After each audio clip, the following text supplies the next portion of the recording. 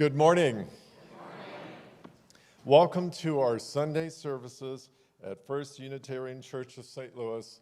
Hello, my name is Michael Hunter. My pronouns are he, him, his, and I am a member of the worship committee. We are glad you could join us this Sunday, either in person or online. If you are a visitor or newcomer, we'd like to extend a special welcome. And if you are new to our congregation, be sure to fill out a newcomer form found in the live stream description or in the lobby of the church. Following the service, please join us downstairs for coffee and donuts. If you are attending online, you can connect with each other in the chat. And don't forget that link for the virtual coffee hour can be found in your weekly e-news.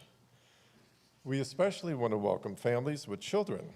You can connect with Danielle Kozemchek, the Director of Religious Education, for information about our religious education programs for children and youth, or click on the link in the description. Later in the service, there's an opportunity to share personal joys and sorrows. You can submit yours via the online form. You can find the link in your order of service, in the live stream description, or simply aim your smartphone at the QR codes around the sanctuary. There are several announcements this morning. Conversation circles about the Israel-Hamas conflict will begin in the Clark Room at 11:30 this morning. Mark your calendar.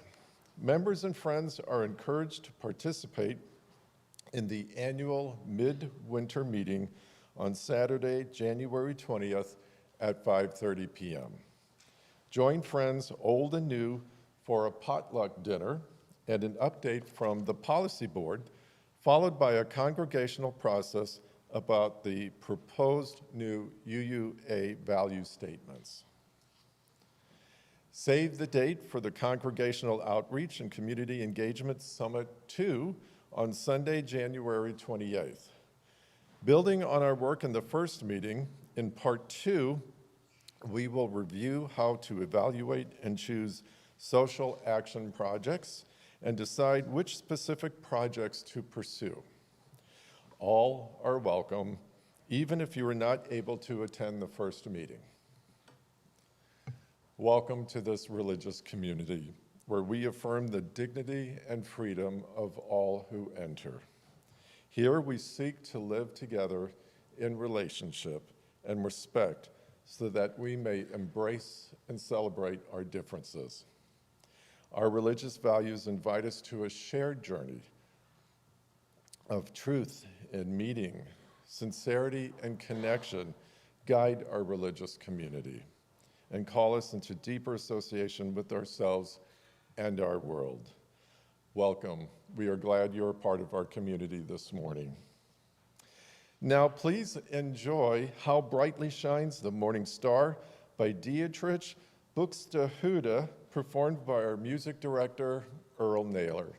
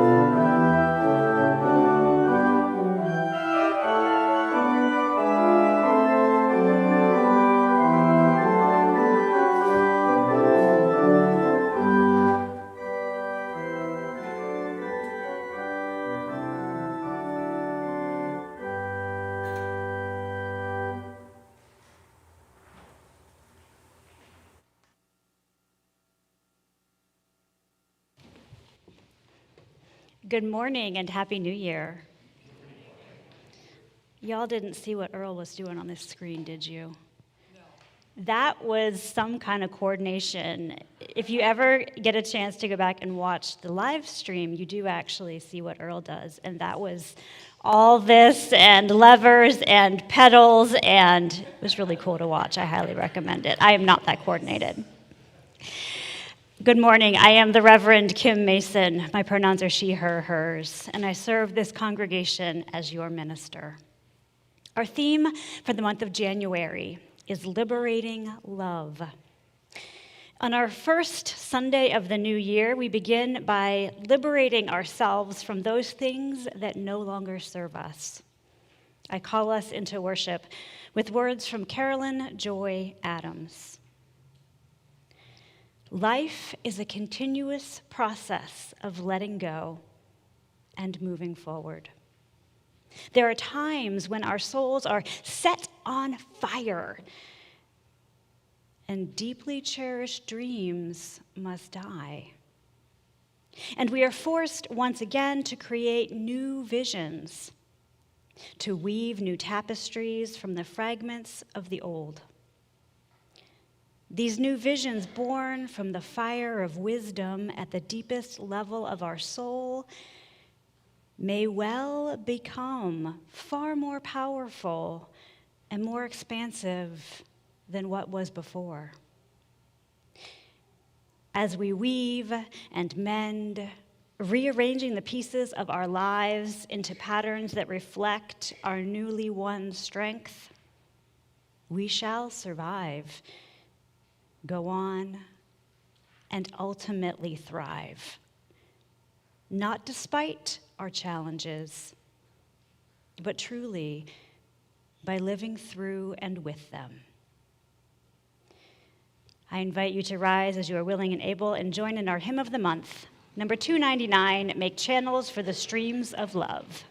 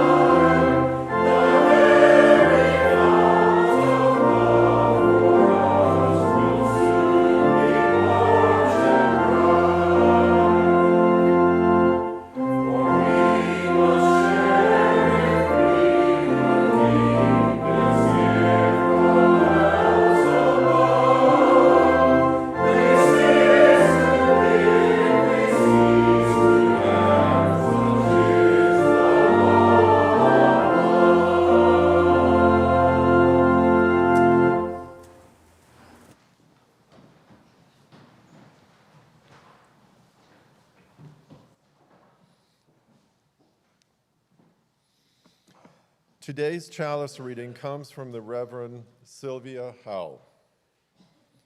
Like Janus, we gather with part of us looking backward and part of us looking forward. We gather on the edge of the new year, saddened by our losses, cherishing our joys, aware of our failures, mindful of days gone by. We gather on the cusp of this new year, eager to begin anew, hopeful for what lies ahead, promising to make changes, anticipating tomorrows and tomorrows. We light the chalice, knowing that life includes good and bad, endings and beginnings.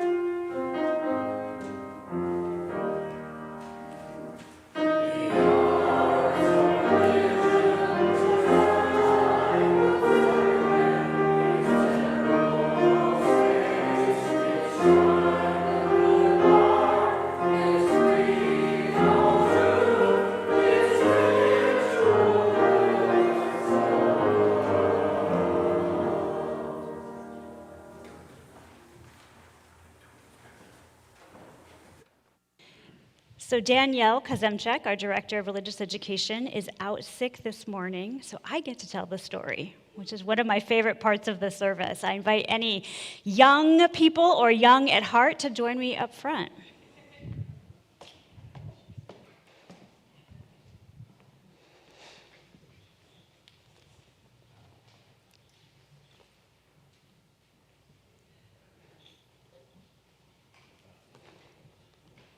Good morning. Good morning. Is that a dancing Santa on your sweater? Nice. Good morning.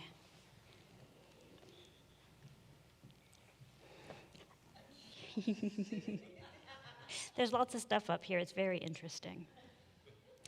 This morning's story is about holding on and letting go.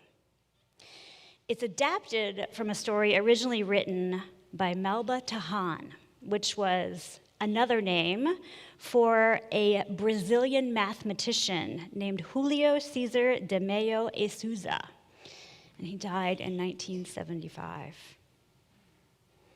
There were two friends, Musa and Najib, and they were making a long journey through the mountains of Persia on camelback. It could not have been very comfortable. They came, after a very long day, to a place where a stream flowed on a sandy bank and the trees gave shade. Now, if you're like me, after a long day of travel, I'm a little bit crispy. So maybe you understand that as they got off their camels, they got into a little bit of a discussion, which kind of turned into an argument. And, well, in his anger, Najib, he slapped Musa right across the face, which we know is not acceptable behavior amongst friends or not friends. Musa was shocked, and then he got really mad. He wanted to hit Najib right back. But then he took a deep breath, and he thought about it. He thought, I cannot be too mad at my friend because I could have easily have done the same thing. We are alike, and I care about my friend very much, and I don't want to fight with him. So he walked over to a tree, and he picked up a branch that had fallen on the ground, and he wrote in the sand, "Today, my best friend slapped me." Then he and his best friend stood and watched as the waters of the stream washed the words away. By the time the writing had disappeared, Najib had said he was sorry, so very sorry. And the friends got back on their camels and they rode to their destination. On their trip back through the mountains, they stopped again at the very same river. But this time there had been rain and the water was higher and it was moving much more quickly. They decided that it would be good to take a swim. Hi. I like to take, a bath or a relaxing shower after a long trip, so for them, the stream made sense. Musa, the friend who had been slapped, stepped into the water. And right away, his foot slipped on a rock, and he was dragged underneath the current, and he began to drown. Najib jumped in without a second thought and pulled his friend to safety. The two friends again sat in silence for some time until Musa had regained his breath. And then he went to his saddlebags and he pulled out a knife and he went and got a rock from the river. Into the rock, he carved these words. It must have been a very soft rock. "Today, my best friend saved me." Again, the friends sat in silence. Finally, Najib spoke. "My friend, after I hurt you, you wrote the words in sand. After I saved you, you wrote the words in stone. Why?" Musa replied, "When someone hurts us, we should write it down in sand where the winds of forgiveness can carry it away. This way, our hearts are free from bitterness. But when someone does something kind for us, we must engrave it in stone and in our hearts as well, so that we will never forget it." "Thank you, my friend," said Najib. "I am very grateful for our friendship. I don't ever want to hurt you again." The two friends embraced and continued on their journey together. And now our children and youth will continue on their religious education journey as we sing them out with our children's recessional of "This Little Light of Mine."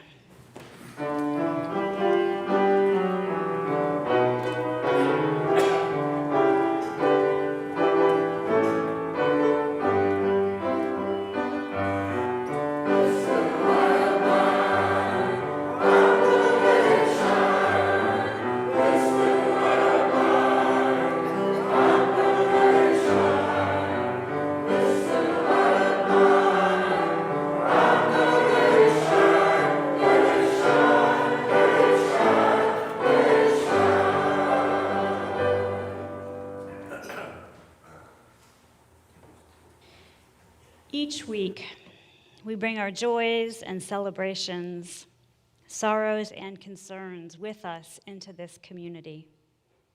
The love of this community supports us through the challenges and triumphs of life.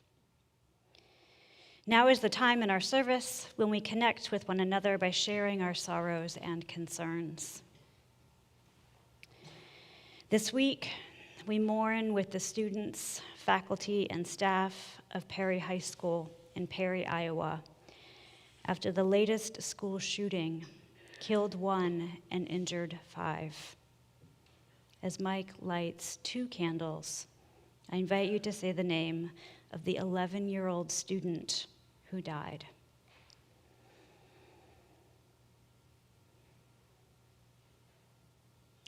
Amir Jolef. May his memory be a catalyst for policy and change.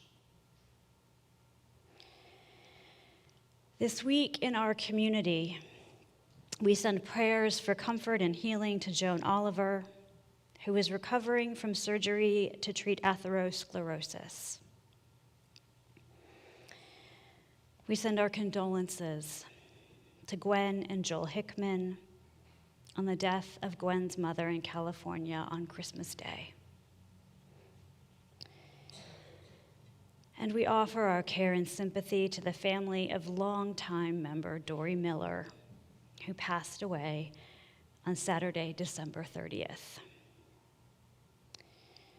And we hold the family of Ashley Cox and Augustine Underwood with our deepest sympathy on the passing of Ashley's grandson and Augie's great-grandson, 4-month-old Armani Pierre Cox, on January 1st.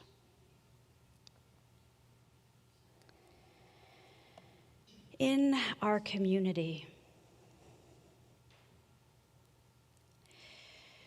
we carry the worry for a number of family members suffering from depression. And we hold the concern of siblings carrying grudges against each other and pitting family members against one another. As a community, we also share our joys and celebrations with one another. In our community, we celebrate a mother's birthday today. And we celebrate a granddaughter's 9th birthday today We celebrate reliable health care. And we enjoy a beautiful winter day with sunshine pouring through the windows and the slowly melting away.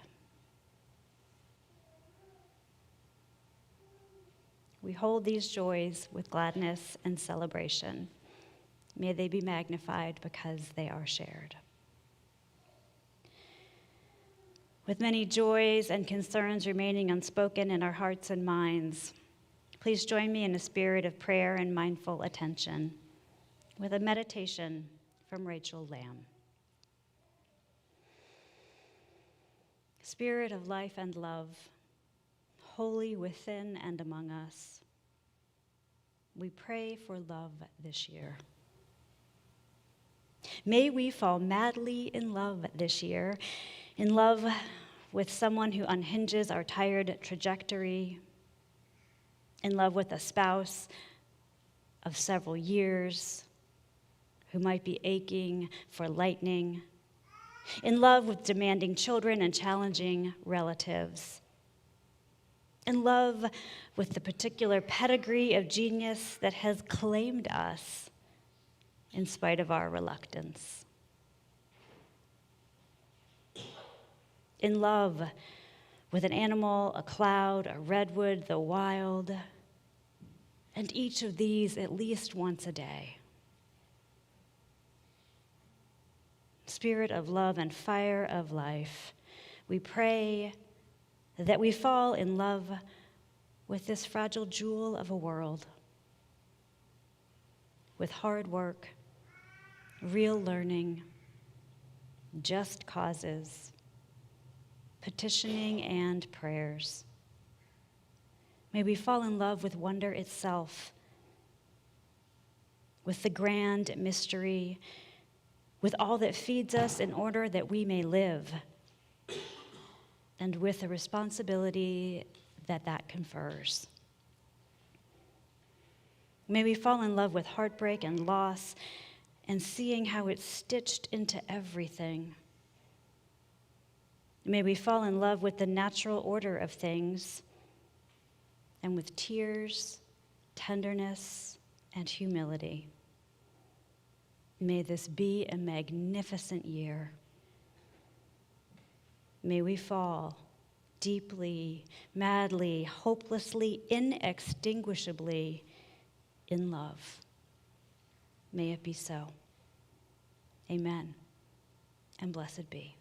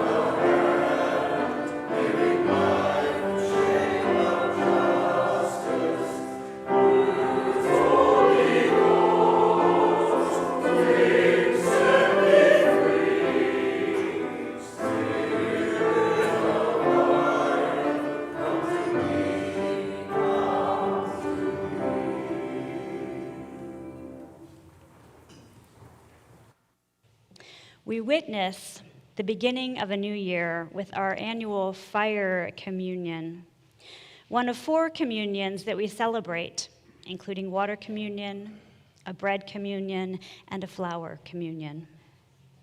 The structure for this morning comes from the Reverend Molly Hausch Gordon in Columbia, Missouri, and is a service in 3 parts. We will remember, release, and resolve. First, we remember 2023, a year that has been another difficult one around the world, yet has also been full of growth and good, struggle, and beauty.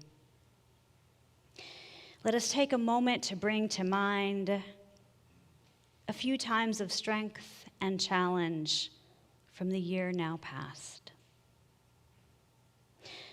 As Mike reads The Map of the Year by Victoria Safford, I invite you to envision the map of your own life in the past year.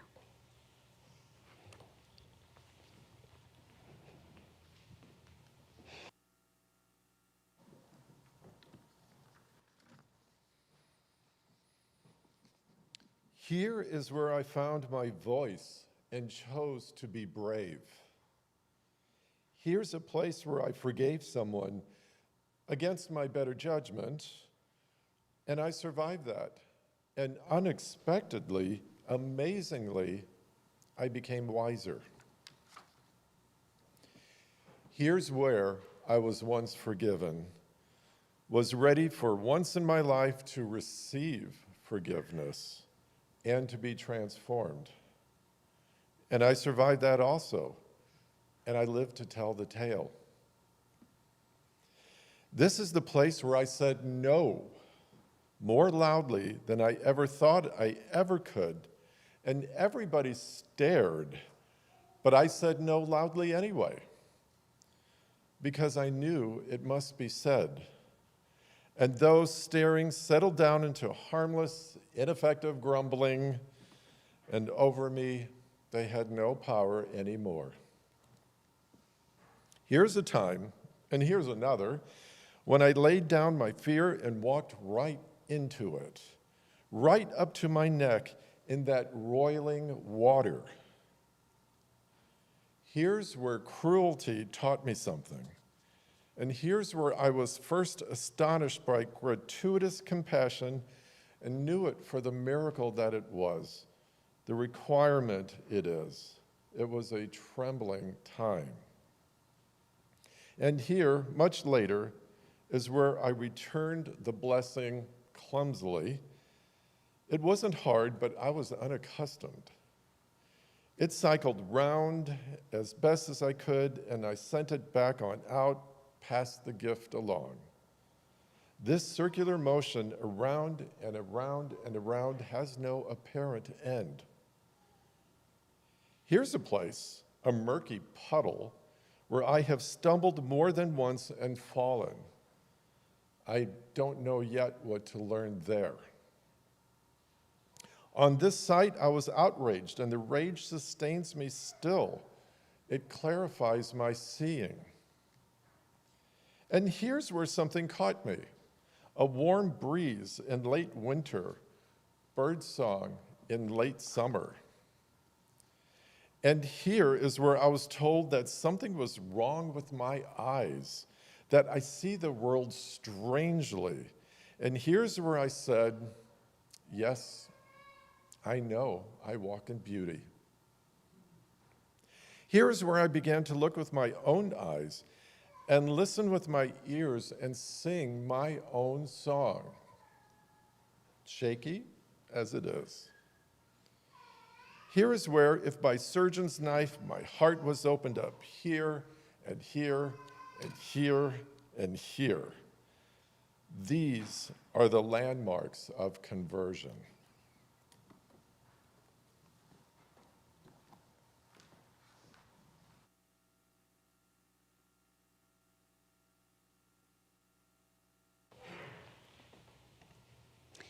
The First Unitarian Church of St. Louis strives to be a welcoming congregation, inspiring lives of loving kindness and integrity by nurturing spirituality, building community, and advancing justice. Your contributions support the mission and ministry of this congregation in the St. Louis region and beyond. This morning's offering will now be received.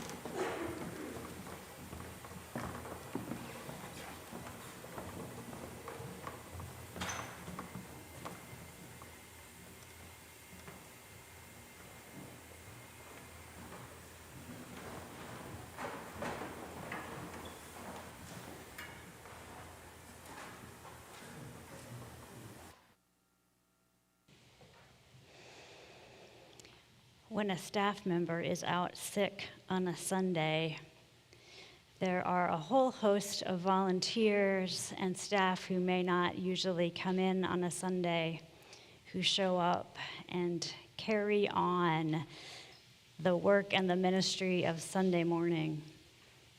For all of those who are helping out in RE and in coffee hour this morning to make our ministry today happen, thank you. And for your gifts today and every day, thank you. We move into the release portion of our service this morning with a poem from E.E. Cummings.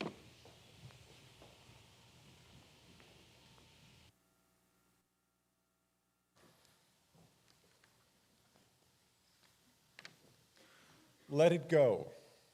The smashed word broken, open vow, or the oath cracked lengthwise, let it go, was sworn to go. Let them go. The truth for liars and the false fair friends and the bolts and neithers, you must let them go. They were born to go. Let all go. The big, small, middling, tall, bigger, really the biggest and all things. Let all go, dear. So comes love.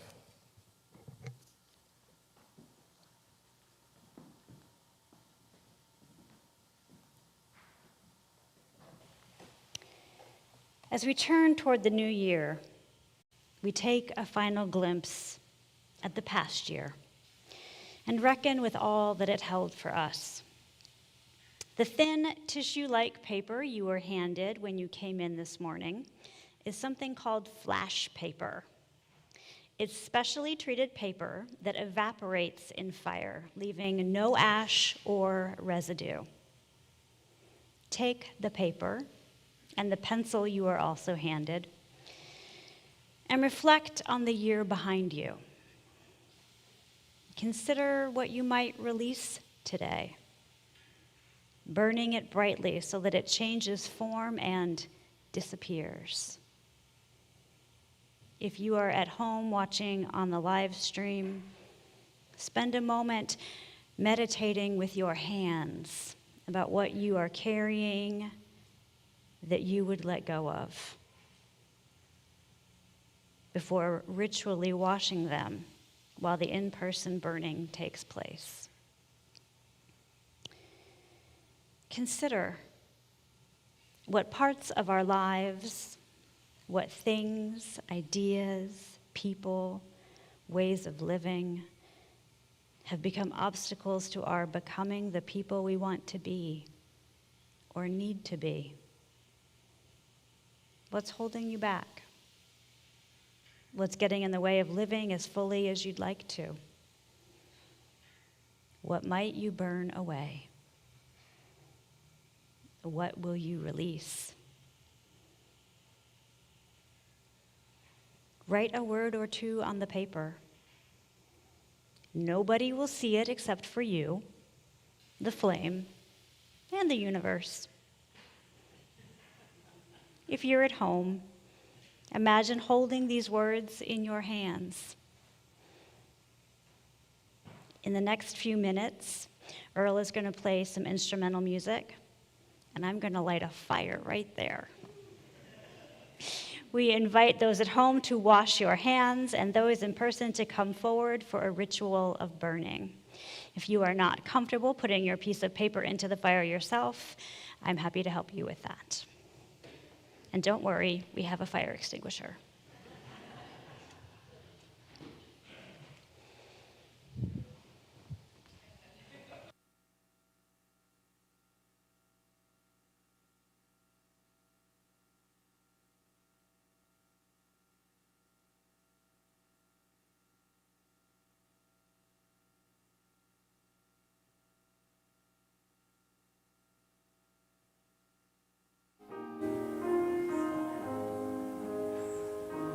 Come forward as you are ready.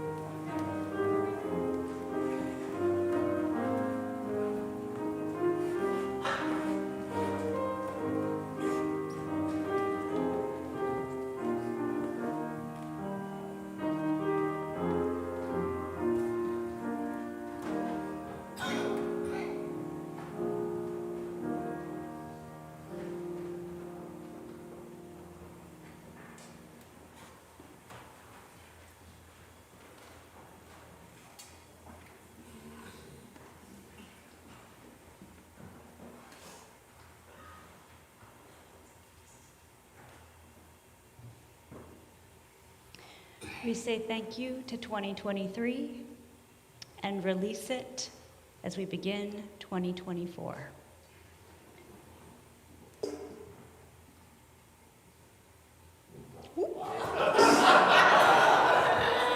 Just gonna leave that there.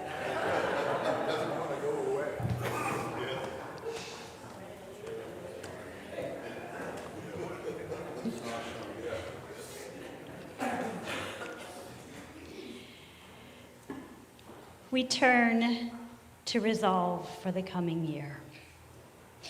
We know that it will hold much that we cannot control or predict. And we also know that intention matters. And so we turn to the new year with hearts centered on all we would create and all we would love into being. When I was young, I believed in the importance of creating a New Year's resolution. And I would love to say that I set goals and accomplished them and was changed by the experience.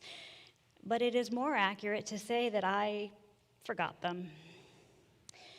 And I am not alone in this. According to Forbes magazine, almost 80% of people ditch their New Year's resolutions by February. So one year, my resolution was to stop making resolutions. And I haven't made one since. Success. However, if resolutions are an important part of the yearly transition for you, a New York Times reporter Melissa Kirsch suggests that resolutions shouldn't be too punishing and they shouldn't be too grand. It seems to me that you might also set yourself up for success if you set a time limit on your resolution. Do something for a month and see how it goes. Assess and adjust, or assess and release. Who said a resolution had to be indefinite? We often use a resolution as a cudgel, says Kirsch, as a method to get ourselves back in line, a means of eradicating the parts of ourselves we don't like. Resolutions tend to be freighted with the implication that the way you are now is not good, or at least not good enough. Ouch. So I will add this to Kirsch's suggestions.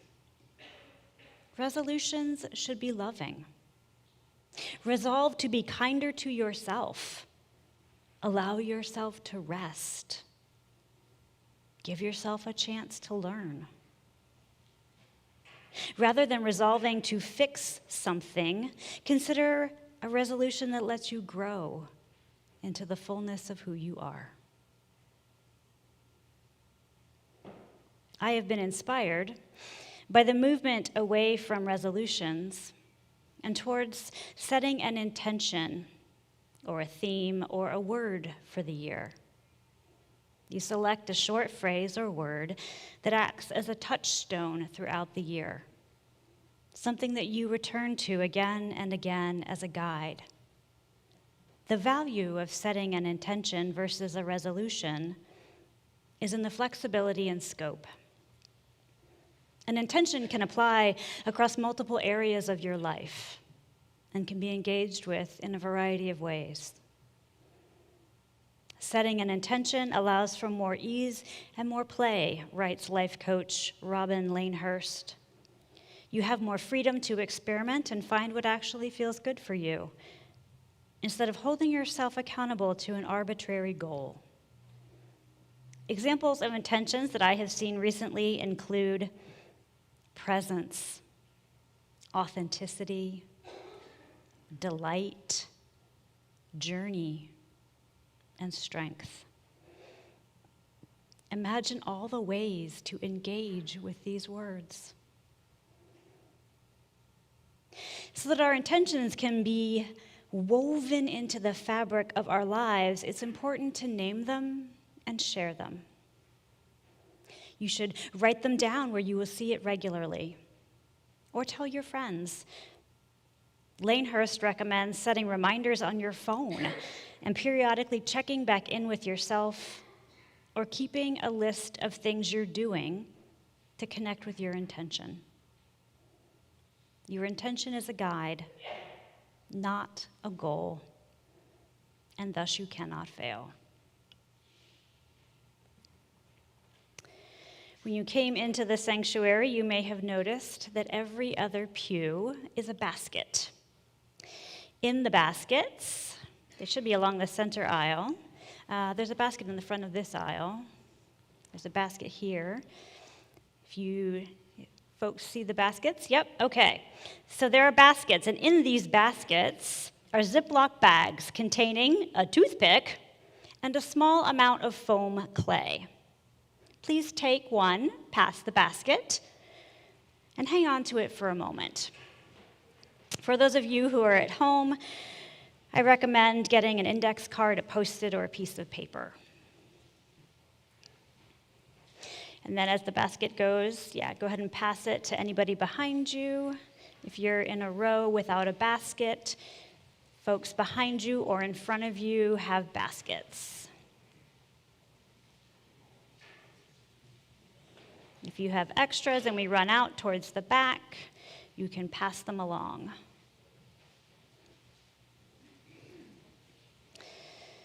This morning, we have remembered and released from the year that is over. We turn our faces toward a new year, a new span of days that we will shape with hope and fear and love. Author Neil Gaiman writes about the new year. He says, "Be kind to yourself in the year ahead.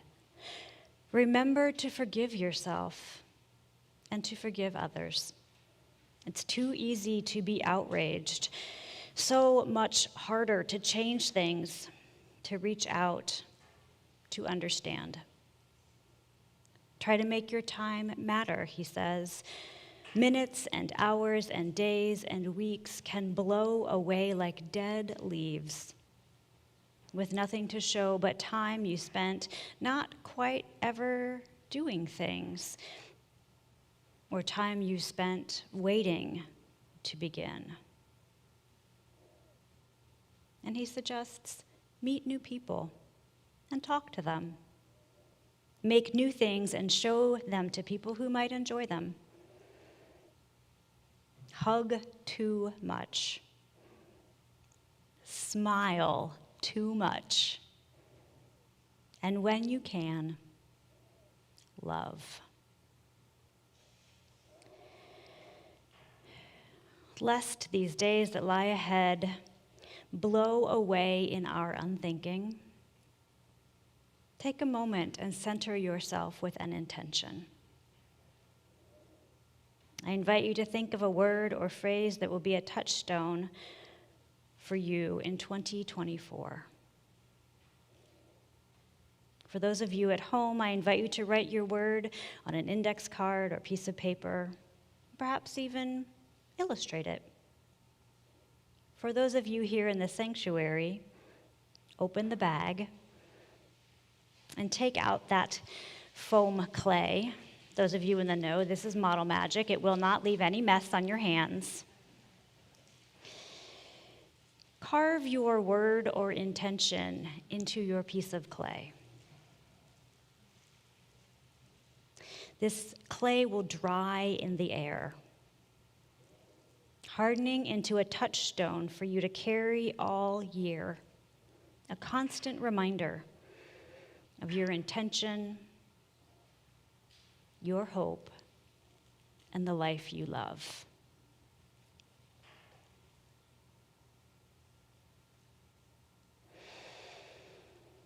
I see everybody carving. Can you play a little bit? Because our next thing is singing, and I see all of you thinking very intently.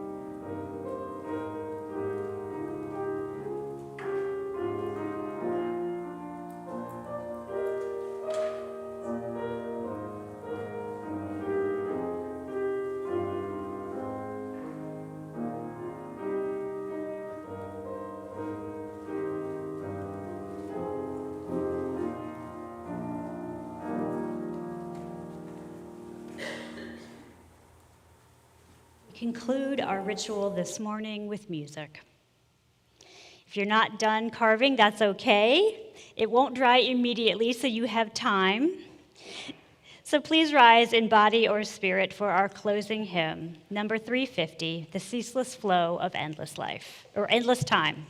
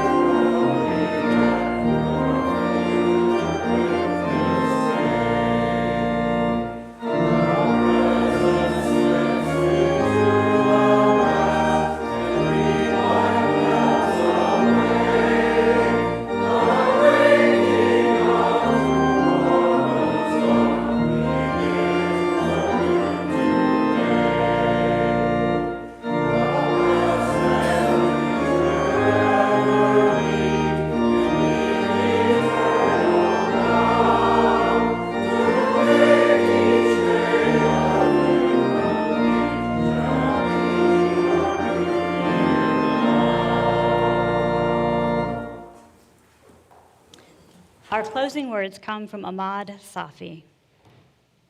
Go, be your best self. Be your most beautiful self. Be your luminous self. Be your most generous self. Your most radically loving self.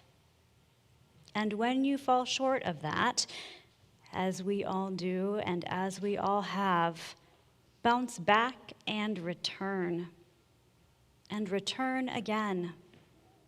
There is grace in this returning to your luminous self.